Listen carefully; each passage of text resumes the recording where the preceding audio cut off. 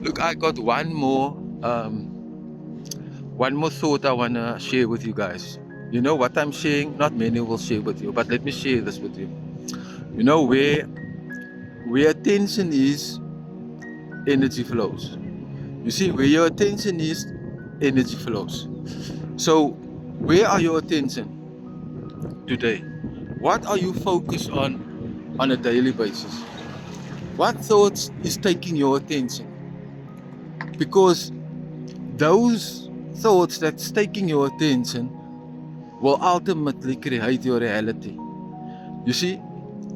So, if your reality at this moment is not what you want, you have to change your thoughts. There's a scripture word said that you must renew your mind. You see, there's certain things that will stay the same because you constantly redigest the same thoughts over and over and expecting your life to change. That's madness.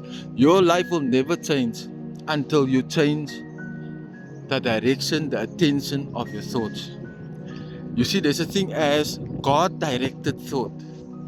You see, once you focus on thoughts that is God intended, that is God manifested, your life will change, because now you no more focus on your selfish, always lacking, always feeling victimized in this world. You see, because now you are starting to realize that change happens with you. Okay? Change starts with you realizing that you must die. You see, the thing is, your time self, right, lives in time. So thought is a time-based thing. You see, so once your thoughts changes, your reality will change. You see, because we are creators. That's what we are. We create our realities by the thoughts that we have. So we are basically little gods creating our life every day, whether we're conscious or unconscious, but we do create it. We don't have to be the center of attention. You know, let's face it, Facebook, social media, all that is all about attention. People want to be seen, people want to be admired, people want to be talked about. That's what it's all about. It's an ego tripping thing.